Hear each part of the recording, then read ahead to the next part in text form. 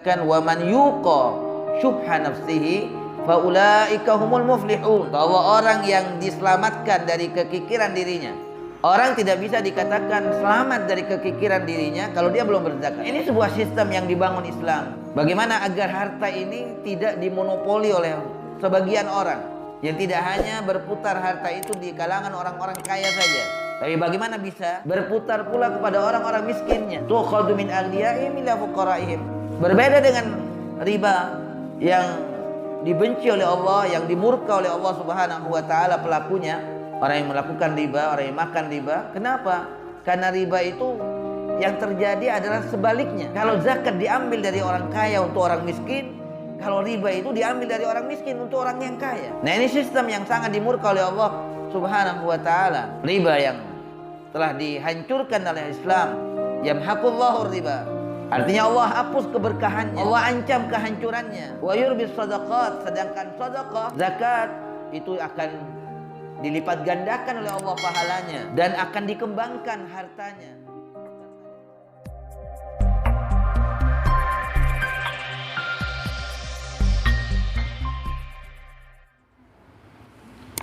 A'udzu billahi samil alim minasyaitonir rajim. Bismillahirrahmanirrahim. Assalamualaikum warahmatullahi wabarakatuh. Innal hamdalillah nahmaduhu wa nasta'inuhu wa nastaghfiruh wa na'udzu billahi min shururi anfusina wa min sayyiati a'malina. Man yahdihillahu fala mudilla lahu wa man yudlil fala hadiya lahu. Ashhadu an la ilaha illallah wahdahu la syarika lahu wa asyhadu anna Muhammadan 'abduhu wa rasuluh. Allahumma salli wa sallim ala nabiyyina Muhammadin wa ala alihi wa sahabatihi wa man tabi'a hudahu ila yaumiddin. Amma ba'd. Ya Rabbi shrah sadri wa yassir li amri wa hlul 'uqdatam min lisani yafqahu qawli. Subhanaka la ilma lana illa ma 'allamtana innaka antal alimul hakim wa tub 'alaina innaka antat tawwabur rahim. Jamaah salat subuh Masjid Pesantren yang dirahmati Allah, syukur kita panjatkan kehadirat Allah Subhanahu wa taala dari hati kita yang penuh cinta dan pengagungan kepada Allah Subhanahu wa taala. Dia Allah yang senantiasa memberikan nikmat-Nya kepada kita,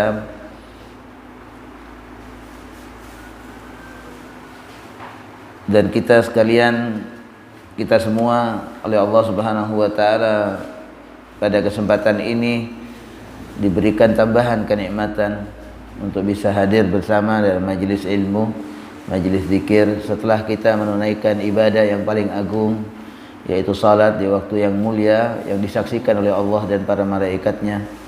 Mudah-mudahan Allah Subhanahu wa taala mengabulkan seluruh ibadah kita dan mencatatnya di dalam timbangan kebaikannya yang akan disaksikan oleh baginda Rasulullah sallallahu alaihi wasallam.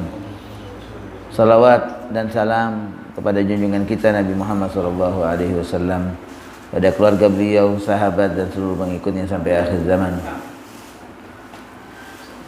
Pada pagi ini kita memasuki pembahasan baru.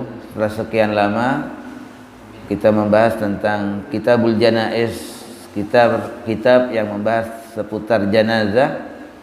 Sekarang kita memasuki pembahasan baru, yaitu adalah Kitabuz Zakah, kitab tentang zakat. Bab yang pertama, wujubuz zakah, wajibnya zakat. Tentu tidak ada dua kepala yang berbeda tentang kewajiban zakat, karena kewajibannya adalah sesuatu yang qat'i, yang sudah diputuskan oleh Allah Subhanahu wa taala. Allah Subhanahu wa taala berfirman dalam surat Al-Baqarah ayat 43, ayat 83, ayat 110 dari surat Al-Baqarah. Firman Allah Subhanahu wa taala, a'udzubillahi minasyaitonir rajim, wa aqimus shalah wa atuz zakah, dan tegakkan salat serta tunaikan, keluarkan, laksanakan zakat.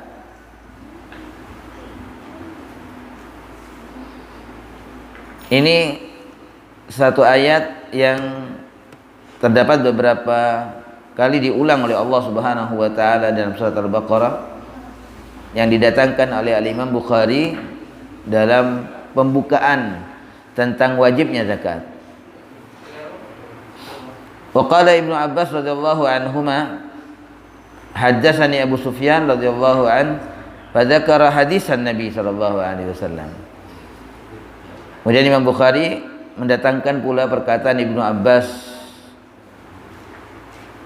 bahwa Abu Sufyan memberitakan kepadanya fadzakara hadisan Nabi, di mana Abu Sufyan menjelaskan, menyebutkan hadisnya Nabi Muhammad sallallahu alaihi wasallam. Faqala, kemudian dia berkata, ya'muruna bis shalah waz zakah was silah wal afaf.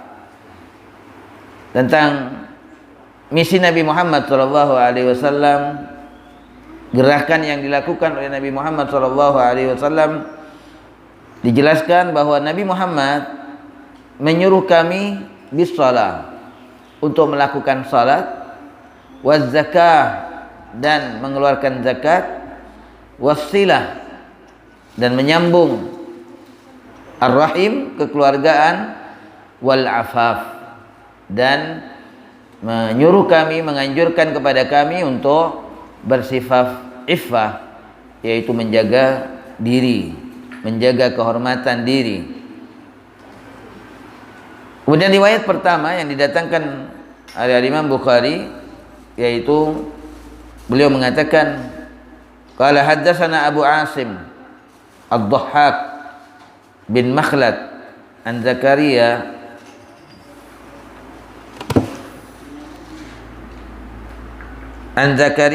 ibn Ishaq an Yahya bin Abdullah bin Saifi an Abi Sa'id an Ibni Abbas radhiyallahu anhuma, dari sahabat Ibnu Abbas radhiyallahu anhuma, anna Nabiy sallallahu alaihi wasallam ba'atsa Mu'adan, bahwa Nabi Muhammad sallallahu alaihi wasallam mengutus sahabat Mu'ad radhiyallahu anhu ilal Yaman. Jadi Rasulullah mendelegasikan sahabatnya yang bernama Mu'ad bin Jabal ke negeri Yaman, ke kota Yaman. Faqala, maka yang disampaikan oleh Nabi SAW ketika melepas Mu'ad bin Jabal untuk berangkat ke Yaman berdakwah, menyampaikan syariat Allah, risalah Nabi Muhammad SAW, kata Rasulullah, ud'uhum ila syahadati an la ilaha illallah. Ajaklah mereka untuk bersyahadat, untuk bersaksi bahwasanya la ilaha illallah, tiada ilah kecuali Allah, wa anni rasulullah, dan bahwasanya aku adalah utusan Allah. Fa inhum ata'u, maka apabila mereka mentaatinya, menyambut seruanmu untuk bertauhid kepada Allah dan menyaksikan akan risalah Nabi Muhammad sallallahu alaihi wasallam, fa in ata'u lidzalik fa'alimhum, maka ajarkan kepada mereka, annallaha iftaradha alaihim khamsa salawat fi kulli yaum, bahwasanya Allah Subhanahu wa taala telah mewajibkan kepada mereka 5 kali salat yang Allah wajibkan, khamsa salawat fi kulli yaum, pada setiap hari, fi kulli yaumin wa lailah, pada setiap hari dan malam, sehari semalam Allah telah wajibkan kepada mereka 5 salat.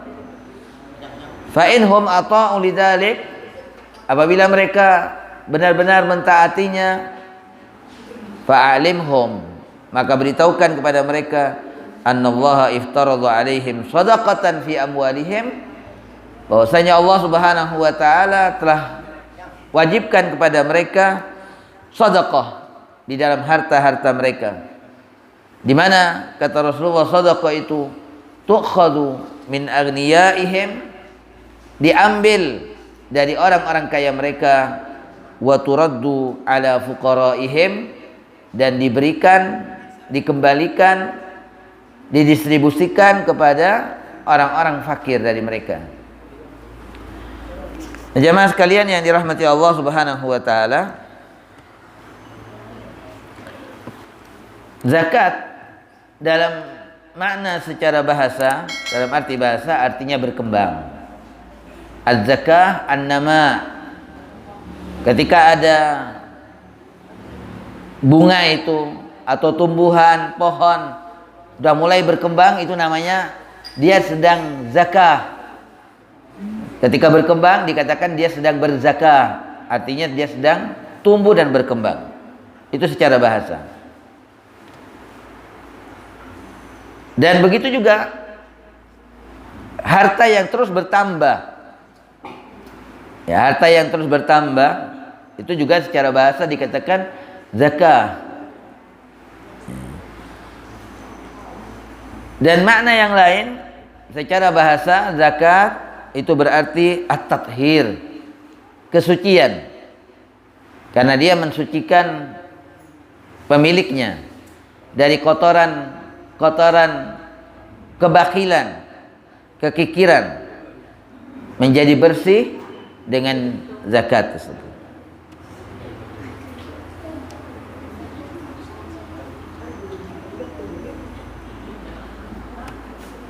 Bagaimana sabda Nabi Muhammad SAW ya tentang bertambahnya dan berkembangnya harta itu ketika dizakati, Rasulullah SAW mengatakan ma naqasa malun min shadaqatin, ya tidaklah akan berkurang harta itu dengan disedekahkan, dikarenakan disedekahkan ia terus akan berkembang.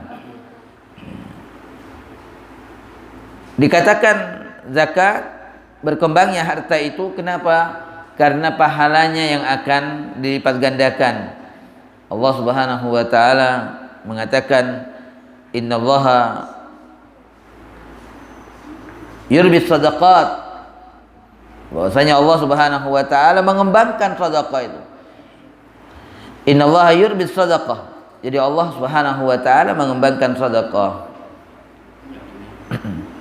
Sedangkan makna secara bahasa yang kedua tadi yaitu tathhir, di mana mensucikan jiwa orang yang mempunyai harta, jiwanya akan terbersihkan dari kehinaan kebakhilan, dari kotornya sifat bukhul yang mengotori jiwa manusia.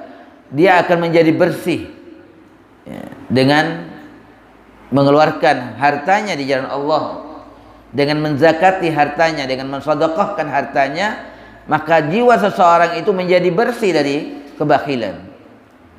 Dan itu adalah merupakan tanda kesuksesannya, keberuntungannya. Karena Allah Subhanahu wa taala mengatakan wa man yuqa syuhha nafsihi faulaika humul muflihun. Atau Allah, orang yang diselamatkan dari kekikiran dirinya. Orang tidak bisa dikatakan selamat dari kekikiran dirinya kalau dia belum berzakat.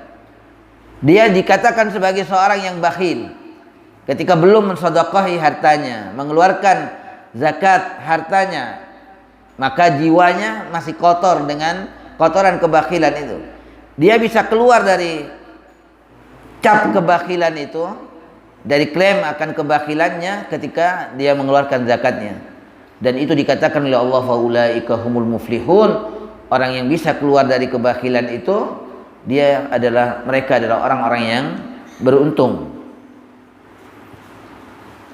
Dan yang kedua, selain mensucikannya dari sifat bukhul, dari sifat kebakhilan yang harus dibersihkan dari diri kita semuanya dengan cara berzakat itu, yang kedua adalah tathhir minadz dzunub, mensucikan dari dosa. Zakat akan membersihkan diri kita dari dosa. Jamaah sekalian yang dirahmati Allah Subhanahu wa taala, zakat ini adalah merupakan rukun yang ketiga dari rukun-rukun ditegakkannya Islam.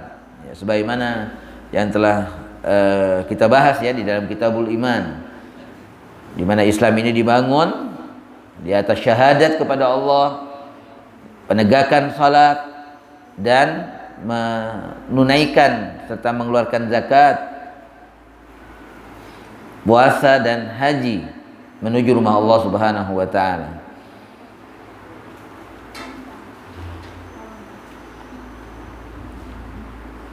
Zakat juga diutarakan dengan kalimat sedekah yang wajib. Ya, sedekah al-wajibah. Nah, pengertiannya secara syariah, adapun definisi zakat menurut syariah adalah i'ta'u juz'in minan nisab al-hauli ila faqirin wa nahwihi ghairi hashimiyyin wala muttalibi, yaitu memberikan satu bagian dari nisab. Nisab artinya adalah batas minimal orang yang punya harta yang kemudian jatuh hukum zakat.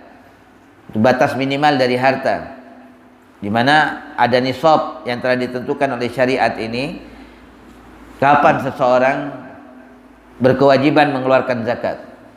Ketika dia mempunyai berapa dari emas, berapa dari harta, berapa dari dagangan, itu namanya nisab, batas minimal.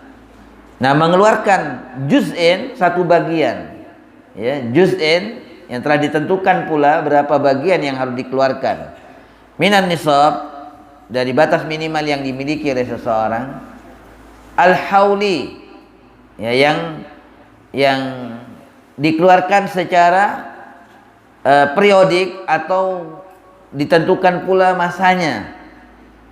Ada di antara zakat yang disyaratkan dia berlalu dalam 1 tahun. Ketika dihitung 1 tahun itu ketika sudah mencapai, hartanya itu sudah mencapai nisab. Di saat hartanya sudah mencapai nisab, maka dari sejak itu dihitung waktu sampai 1 tahun. Dan pada 1 tahun itu tentu dia, harta yang dia miliki berada dalam batas nisab, batas minimal nisab. Sedangkan fluktuasi antara 1 tahun itu dari perjalanan waktu sudah mempunyai nisab sampai pada tahun berikutnya nggak ada masalah, nggak mempengaruhi adanya fluktuasi. Yang penting start awal nisab, mencapai nisab sampai mencapai berlalu 1 tahun masih dalam keadaan mencapai nisab.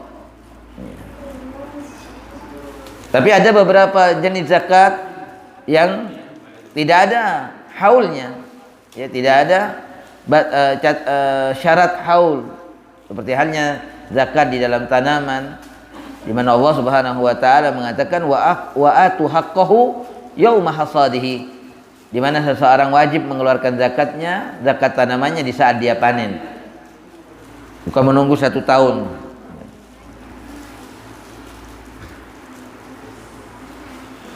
Ila faqirin, yang diberikan kepada orang fakir, sebagaimana Nabi SAW mengatakan tadi, tuqadu min agniyaihim, diambil dari orang-orang kaya mereka, ila fuqaraihim, kepada orang-orang fakir mereka. Nah, ini sebuah sistem yang dibangun Islam, ya. Bagaimana agar harta ini tidak dimonopoli oleh sebagian orang, yang tidak hanya berputar harta itu di kalangan orang-orang kaya saja, tapi bagaimana bisa berputar pula kepada orang-orang miskinnya. Tuqadu min agniyaihim ila fuqaraihim. Berbeda dengan riba yang dibenci oleh Allah, yang dimurka oleh Allah Subhanahu wa taala pelakunya. Orang yang melakukan riba, orang yang makan riba. Kenapa? Karena riba itu yang terjadi adalah sebaliknya. Kalau zakat diambil dari orang kaya untuk orang miskin, kalau riba itu diambil dari orang miskin untuk orang yang kaya. Nah, ini sistem yang sangat dimurka oleh Allah Subhanahu wa taala.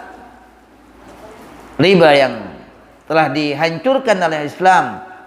Ya. Yamhaqullahu riba wa yurbis shadaqat, itu firman Allah Subhanahu wa taala tadi. Allah taala menghapus riba. Yamhaqullahu riba, artinya Allah hapus keberkahannya, Allah ancam kehancurannya. Wa yurbis shadaqat, sedangkan sedekah zakat itu akan dilipat gandakan oleh Allah pahalanya dan akan dikembangkan hartanya, serta dilipat gandakan pula kebaikan yang akan lahir dari sedekah itu. Dia akan melahirkan banyak kebaikan, sedangkan riba dihapus oleh Allah, dihancurkan oleh Allah Subhanahu wa taala. Yamhaqullahu riba wa yurbis shadaqat. Jadi zakat itu didistribusikan ila fakirin, kepada orang yang fakir. Allah taala sudah tentukan juga tentang orang-orang yang berhak, ya, istilahnya berhak menerima zakat, yaitu ada 8 kelompok yang disebutkan di dalam Al-Qur'anul Karim. Wa nahwihi ila fakirin wa nahwihi, dan yang sejenisnya, orang fakir, miskin, dari 8 golongan yang disebutkan dalam Al-Qur'an. Ghairi Hashimiyin wala Muttalibiyin, di mana bukan seorang Hashimi, bukan seorang Muttalibi. Ya, artinya dia bukan dari keluarga atau keturunan dari Nabi Muhammad sallallahu alaihi wasallam. Karena Rasulullah SAW telah mengatakan la tahillu zakah, tidak halal zakat itu, ya, untuk Hashimi, seorang Hashimi atau Muttalibi, yaitu dari keluarga Nabi Muhammad sallallahu alaihi wasallam. Kenapa? Karena zakat itu adalah merupakan kotoran, ya, kotoran yang kalau nggak dikeluarkan itu menjadi penyakit. Nah, yang dikeluarkan oleh manusia dari zakatnya, yang dikeluarkan dari hartanya itu sebagai zakat hartanya, itu yang membersihkan, ya, dan itu adalah kotoran. Makanya nggak halal bagi keluarga Nabi Muhammad sallallahu alaihi wasallam, nggak boleh. Allah Subhanahu wa taala telah bersihkan mereka, Allah telah sucikan mereka.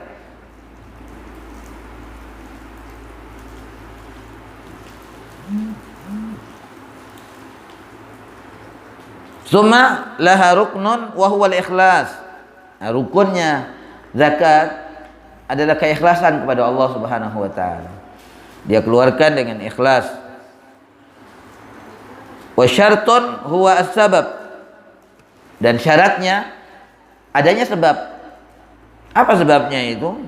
Wa huwa milkun nisab al-hauli.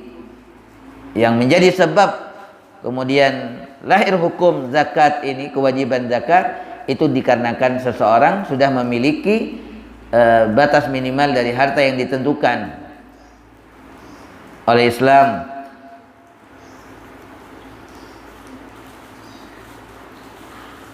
Wa syartu man tajibu alaih.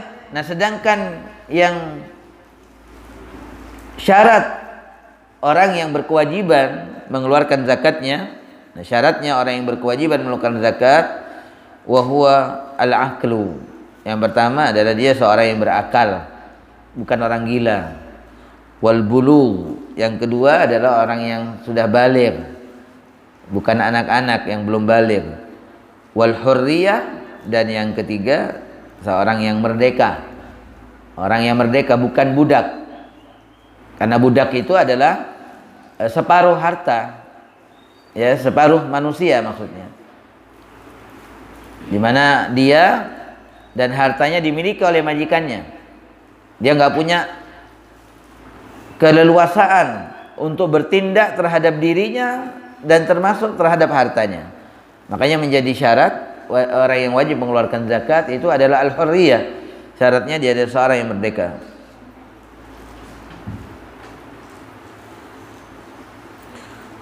Walahu hukmun. Nah, apa konsekuensi ketika orang sudah mengeluarkan zakatnya? Ya, ketika seorang sudah mengeluarkan zakatnya, konsekuensinya pertama adalah sukutul wajib fid dunya. Ketika seorang sudah mengeluarkan zakatnya, maka gugur kewajiban itu. Dia dianggap selesai sudah melaksanakan kewajibannya. Tapi kalau belum dikeluarkan, selamanya menjadi satu kewajiban yang akan dia tanggung di hadapan Allah Subhanahu wa taala. Makanya kalau ada orang nggak berzakat bertahun-tahun, dia punya hutang kepada Allah. Belum selesai kewajibannya yang menjadi rukun di dalam keislamannya itu. tetap dalam tanggungannya. Maka dia harus keluarkan sekian tahun yang belum dia keluarkan dari hartanya, dari kewajiban hartanya. Belum gugur ketika belum dikeluarkan. Nah, konsekuensinya yang pertama itu suqutul wajib di dunia. Di dunia orang itu sudah menunaikan kewajibannya ketika dia mengeluarkan zakat. Yang kedua, wa husulus sawa fil ukhra. Yang kedua adalah dia mendapatkan pahala di akhirat nanti. Innama tuwaffawna ujurakum yaumal qiyamah. Jadi kalian akan memperoleh pahala-pahala kalian nanti di hari kiamat. Ya. Kalau Allah Ta'ala berikan kepada kita akibat buah dari kebaikan amal soleh kita, itu adalah kabar gembira dari Allah Subhanahu wa Ta'ala yang Allah berikan kepada orang yang berbuat baik di dunia.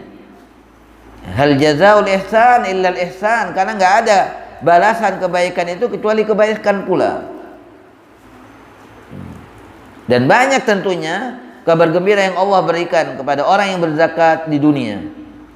Pada orang yang rajin bersedekah, Allah akan berikan banyak kebaikan yang datang dari Allah Subhanahu wa Ta'ala di dunia. Jadi balasan yang sebenarnya nanti di akhirat. Wa innama tuwaffawna ujurakum yaumal qiyamah. Faman zuhziha 'anil nar wa udkhilal jannata faqad faz. Dan salah satu balasan yang agung dari Allah Subhanahu wa Ta'ala dari pahala kebaikan amal yang wajib yang kita lakukan dan amal-amal sunnah yang akan menambah kebaikan itu adalah diselamatkannya orang, dijauhkannya manusia dari api neraka. Faman zuhziha 'anil nar. Bukan hanya sekedar diselamatkan, tapi dia dijauhkan. Zuhziha 'anil nar. Dijauhkan dari api neraka. Wa udkhilal jannah, dan dimasukkan ke dalam surga, faqad faz.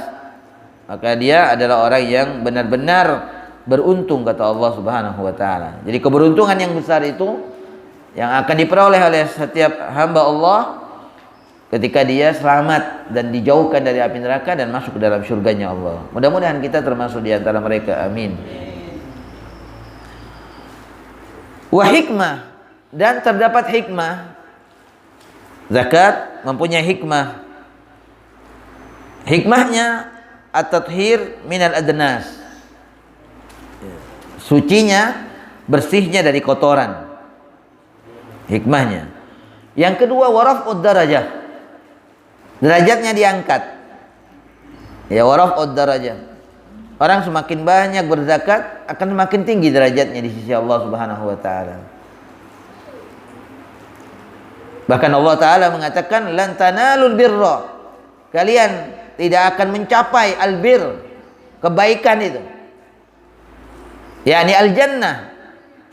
Kalian tidak mencapai derajat yang tinggi di surga hatta tunfiqu mimma tuhibbun, sehingga kalian menginfakkan apa yang kalian suka dari harta kalian itu. Kalian keluarkan di jalan Allah Subhanahu wa taala untuk mencapai ketinggian atau derajat yang tinggi di dalam surga. Maka sahabat-sahabat Rasulullah sallallahu alaihi wasallam ketika mereka mendengarkan ayat ini, mereka berlomba-lomba. Ya. Mereka berlomba-lomba dalam mengeluarkan yang terbaik dari hartanya. Ada yang punya kebun yang disebut dengan kebun Bayruha yang milik salah seorang sahabat Rasulullah sallallahu alaihi wasallam, yang konon katanya dari hasil Bayruha itu masih tetap berlangsung sampai saat ini untuk dikelola, untuk memakmurkan Masjid Nabawi, ya, untuk nafaqat untuk kaum muslimin. Ya, luar biasa. Nah, itu mereka terdorong dengan firman Allah Subhanahu wa taala yang mengatakan lan tanalul birra, kalian tidak bisa mencapai itu derajat yang tinggi di surga hatta tunfiqu mimma tuhibbun, sehingga orang berlomba-lomba untuk mengeluarkan zakatnya, mengeluarkan hartanya di jalan Allah Subhanahu wa taala. Rafud darajat.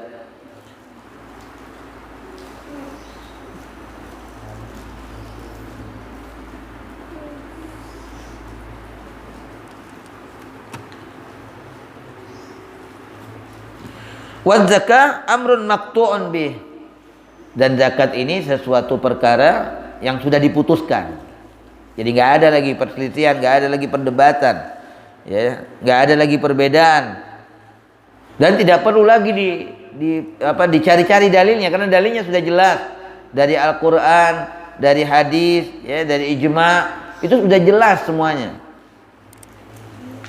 Suatu perkara yang sudah diputuskan.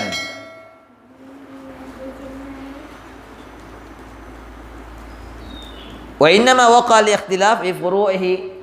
Nah, nanti terjadinya perbedaan itu adalah di dalam cabang-cabangnya, ya, karena ini menjadi sebuah pohon besar yang mempunyai cabang yang banyak. Nah, nanti kita akan dapati. Nah, adapun dasar kewajibannya zakat itu sudah jelas dari Al-Quran dan Sunnah Rasulullah SAW. Faman jahadaha kafar. Sehingga dihukumi orang yang mengingkari kewajiban zakat, orang yang nggak percaya. Kalau ada seorang Muslim, dia hanya mau sholat, dia hanya meyakini akan kewajiban sholat, tapi dia nggak mau mengakui kewajiban zakat, faqad kafar. Maka dia dihukumi kufur, dia kafir. Kemudian yang didatangkan oleh Imam Bukhari setelah firman Allah Subhanahu wa taala dalam ayat yang telah disebutkan tadi, yaitu adalah hadis Abu Sufyan dalam sebuah kisah panjang itu, di saat sahabat-sahabat Rasulullah SAW yang diutus oleh Nabi untuk menemui seorang raja Herakles, ya, dalam sebuah paparan dan narasi yang panjang bagaimana Nabi Muhammad SAW, apa misi Nabi Muhammad SAW yang disampaikan oleh salah seorang juru bicara di antara mereka kepada raja, yang diantaranya ya'muruna, bahwa Nabi Muhammad itu adalah orang yang menyuruh kita untuk sholat, waz zakah, menyuruh kita untuk zakat, wasilah, dan menyuruh kita untuk menyambung kekeluargaan, wal afaf, dan menjaga kehormatan di hal-hal yang mulia, ya, yang diperintahkan oleh Nabi Muhammad SAW kepada kita. Ya, kemudian yang kedua yaitu hadis Ibnu Abbas, ketika dalam hadis di mana Rasulullah SAW sedang mengutus Mu'adz bin Jabal ke Yaman. Jadi kewajiban tentang zakat ini sudah sangat jelas, ya, dari satu dalil dengan dalil yang lain, semakin menjelaskan.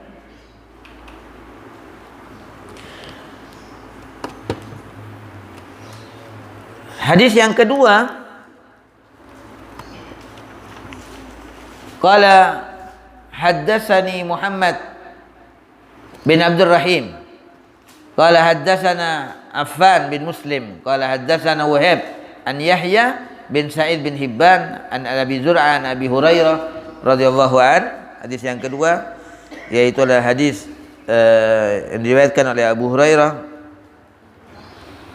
radhiyallahu anhu, anna Arabiyan atan Nabiy sallallahu alaihi wasallam, bahwa ada seorang badui datang pada Rasulullah. Faqala, kemudian si badui itu mengatakan, dullani ala amalin idza amiltuhu dakhaltul jannah. Wahai Rasulullah, tunjukkan aku suatu perbuatan yang bila aku lakukan, aku pasti masuk surga. Aku akan masuk surga. Ini seorang badui, luar biasa narasi yang disampaikan kepada Rasulullah SAW dalam banyak kesempatan, sehingga sahabat itu sangat suka sekali, senang kalau ada tamu dari orang desa datang pada Nabi Muhammad SAW. Dan si badui ini menyampaikan kepada Nabi, ya Rasulullah, tunjukkan kepadaku satu perbuatan yang aku dengannya akan masuk surga.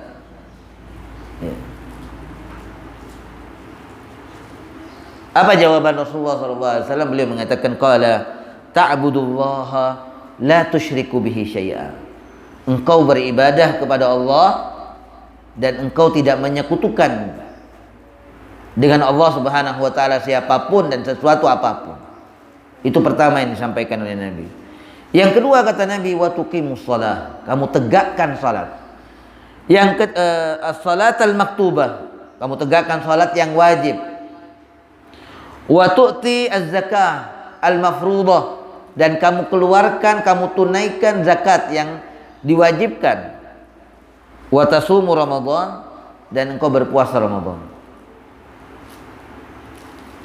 Di sini nggak ada sebutan haji dalam sebuah penjelasan, karena orang itu sedang berhaji memang. Ya, dia datang sedang berhaji. Qala walladzi nafsi biyadihi. Kemudian orang Badui ini membuat sebuah pernyataan. Dia mengatakan, demi Allah, demi yang jiwaku ada di tangannya, la azidu ala hadza. Aku tidak menambah lagi atas apa yang telah disebutkan tadi. Artinya dia berkomitmen untuk benar-benar melaksanakan apa-apa yang sudah diwajibkan. Dia benar-benar akan beribadah kepada Allah dan tidak menyekutukannya. Dia benar-benar akan menegakkan salat, mengeluarkan zakat. Ya, dia akan mengeluarkan zakat dan akan berpuasa Ramadan. La azidu ala hadza. Falamma walla qala an-nabi, ketika orang itu pergi, ketika si Badui tadi pergi, Nabi SAW kemudian mengatakan, apa kata Nabi mengomentari orang tadi? Nabi mengatakan, man sarrahu an yanzura ila rajulin min ahlil jannah falyanzur ila hadza. Siapa orang yang ingin melihat kepada salah seorang dari kandidat surga, maka lihatlah kepada orang ini, kata Rasulullah. Nabi SAW diperlihatkan oleh Allah Subhanahu wa taala tentang siapa ahli surga itu. Dengan Nabi SAW menyampaikan, siapa orang yang ingin melihat kepada orang ahli surga, lihatlah kepada dia, pada orang ini, kata Nabi. Artinya bahwa kalau dia memang betul dalam ucapannya, dia akan komitmen dengan melakukan kewajiban. Dia tidak akan menguranginya apa yang diwajibkan oleh Allah. Semua yang Allah wajibkan dia akan lakukan. Dan dia lakukan secara terus-menerus sampai dia wafat, sampai dia mati, maka itu akan mengantarkannya ke dalam surganya Allah Subhanahu wa taala. Lalu bagaimana kalau ternyata bukan hanya yang wajib saja yang dia lakukan, tapi dia juga melakukan yang sunnah? Ya, tentunya lebih akan menyempurnakan. Dalam riwayat yang lain, dalam kisah yang mirip dengan ini ya, kemudian Rasulullah SAW mengatakan, aflaha in sadaq. Nabi mengatakan, sungguh beruntung dia kalau dia jujur. Maksudnya jujur dalam artian dia tidak akan mengurangi terhadap kewajiban-kewajiban yang Allah telah wajibkan. Bukan berarti ternyata orang ini kemudian selain yang wajib dia melakukan yang sunnah. Berarti nggak jujur dia, enggak. Bukan itu maksudnya. Justru ketika dia menambahnya dengan amalan-amalan yang sunnah, ia akan lebih menyempurnakan dan akan lebih mengangkat derajatnya di sisi Allah Subhanahu wa taala. Jujur, kalau dia jujur artinya dia memang betul-betul komitmen dengan apa yang diwajibkan Allah dan dia lakukan secara terus-menerus begitu. Sampai dia berjumpa dengan Allah Subhanahu wa taala, maka dia akan beruntung dan akan masuk surga.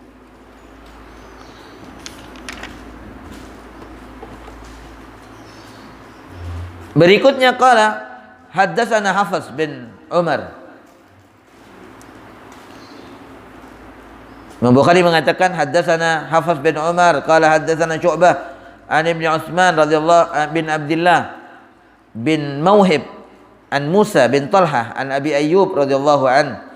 Dari hadis Abi Ayyub radhiyallahu anhu, anna rajulan qala lin Nabi sallallahu alaihi wasallam. Ada seorang laki-laki berkata kepada Rasulullah sallallahu, akhbirni bi'amalin yudkhilunil jannah. Ya Rasulullah, beritakan kepadaku satu amal yang akan memasukkan aku ke dalam surga. Qala ma lahu. Siapa dia? Di orang yang bertanya itu betul-betul mendapatkan apresiasi dari Rasulullah SAW akan ketangkasannya, akan kecerdasannya, Sehingga seolah-olah Nabi Shallallahu Alaihi Wasallam menunjukkan rasa keheranannya terhadap orang itu. Dia bertanya kepada Nabi, meminta kepada Nabi suatu berita akan suatu buah amalan yang akan memasukkannya ke dalam surga. Arabun malahu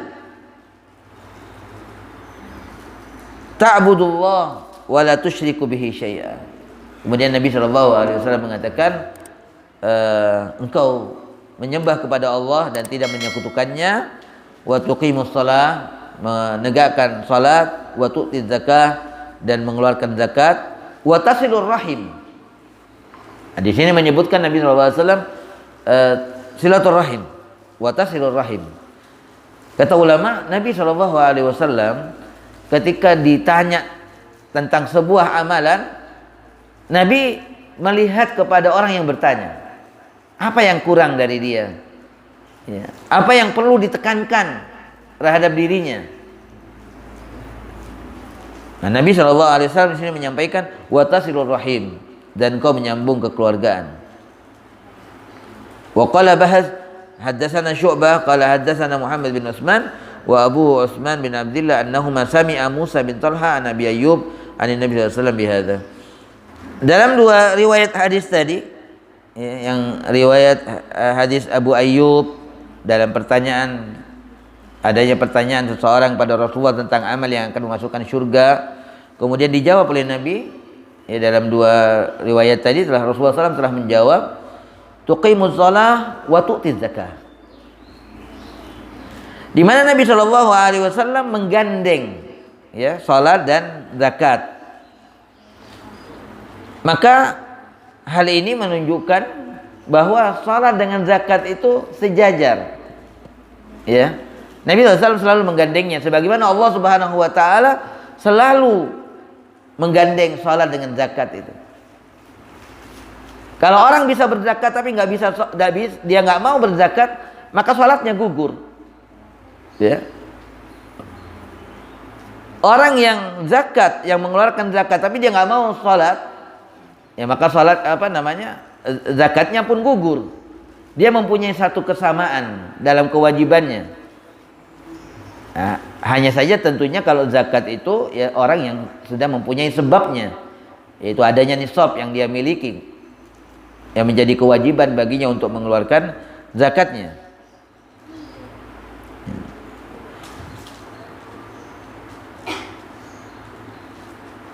Yaktali anna zakah qarinatus shalah. Jadi ya dari hadis di atas itu menunjukkan bahwa zakat itu adalah gandengan salat, nggak bisa dipisah.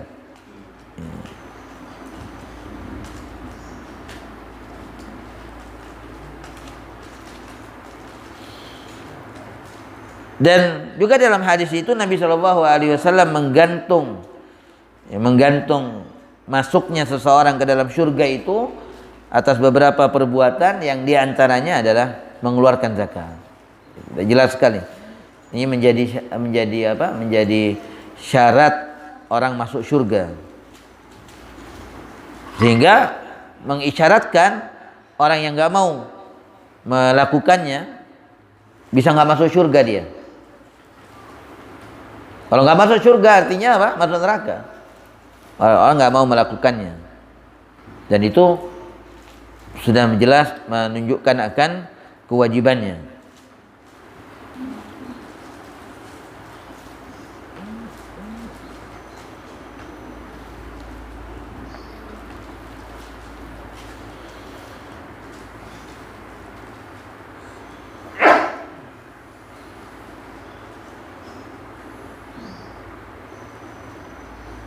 Ditambah lagi, dikuatkan lagi kisah tentang tindakan Sayyidina Abu Bakar yang memerangi orang-orang yang tidak mau melakukan zakat.